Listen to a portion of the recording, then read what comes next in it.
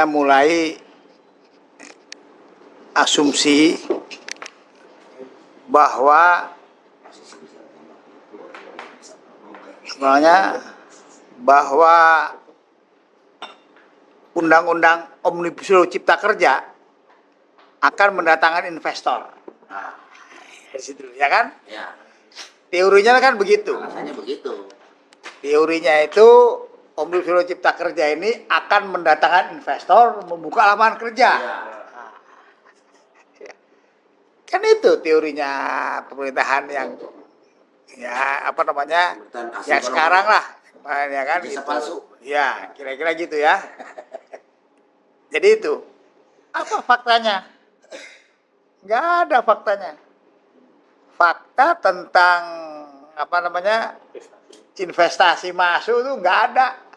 Yang keluar yang ada PHK, pabrik-pabrik juga sudah mulai apa namanya banyak tutup, apalagi tekstil semua lah itu. Jadi dia bukan menganalisa akar masalah apa yang menyebabkan ekonomi marah itu. Ya kan, dipikir undang-undang, keluar undang-undang diringankan semua dibebasin. Ternyata investor nggak masuk. Ya gitu. Itu fakta satu kegagalannya. Artinya ya kami dari buruh dengan kondisi gini Omnibus Law ini menurut saya sudah fail. Ya harusnya pemerintah mengakui itu, kan itu. Dan saya harap pemerintah baru Pak Prabowo analisa itu kegagalan seperti itu, ya. Pemaksaan kehendak dengan cara undang-undang ya kan itu sudah dinyatakan cacat, inkonstitusional, ya kan disuruh memperbaiki. Itu kan masih baik hakim itu disuruh memperbaiki. Malah nggak perbaiki keluar perpu, itu aja sudah cacat hukum lah. Dipaksakan semua kan, gagal lagi. Ya kan, membawa investor Indonesia itu kurang lebih. Faktanya Elon Musk, bahkan Elon Musk yang setahu saya didatangi oleh Pak Luhut itu, ya kan, oleh Perdana Menteri, datang langsung ke sana. Tapi faktanya tidak apa namanya, malah dia investasinya kalau nggak salah di India atau di mana gitu. Tapi yang jelas tidak ditaruh di Indonesia pabriknya itu, kurang lebih gitu. Ya udah, makanya nih Pak Prabowo harus, saya harap belajar dari itu, tuh, ya kan. Yang kedua kan itu industri kita kan maksudnya investor baru industri malah jadi berkembang kan. Nah harusnya kan yang ada dulu diteliti apa masalahnya, dibantu gimana caranya, yang usaha kecil menjadi menengah, yang mikro jadi kecil, yang kecil jadi menengah, yang menengah menjadi besar, yang besar menjadi pelaku internasional. Tiru Cina lah, kan kita kiblatnya ke Cina. Kenapa nggak ditiru cara ininya? Cina itu negara ikut bantu penetrasi kemana-mana, gitu. Makanya harganya murah. Gitu, ya kan? Ya saya nggak tahu itu kenapa bisa murah. Apakah saya curiga itu dumping? Ya kan? Kenapa politik dumping? Nggak akan ada negara yang mampu melawan kalau itu. Makanya di dalam aturan WTO itu politik dumping itu dilarang keras. Negara yang menggunakan politik itu akan diboikot produknya, gitu loh. Jelas itu jadi gimana jadi murah kan gitu. Tapi apapun itu, yang kedua, kalau nggak politik dumping berarti pemerintahnya yang ikut turun tangan gitu loh. Sehingga produk menjadi murah. Apakah pajaknya diturunkan, ataukah ada insentif dari negara, ya kan gitu.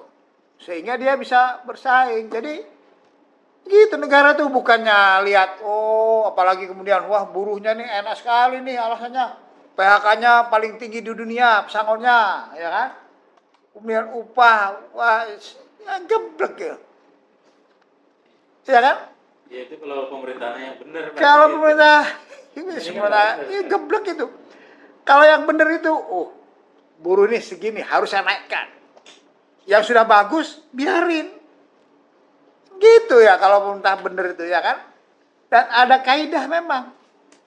Bahkan dalam undang-undang kita itu bahasanya sesuatu yang sudah baik yang di apa namanya sebelumnya peraturan terbaik itu tidak boleh diturunkan, minimal sama atau lebih baik layak gitu. Itu kaidah itu ya itu masalah tentang cara cara membuat kebijakan yang benar. Lihat, kan sederhana, orang usaha mikro jadi kecil, kecil jadi menengah, menengah jadi besar, besar jadi internasional gitu loh.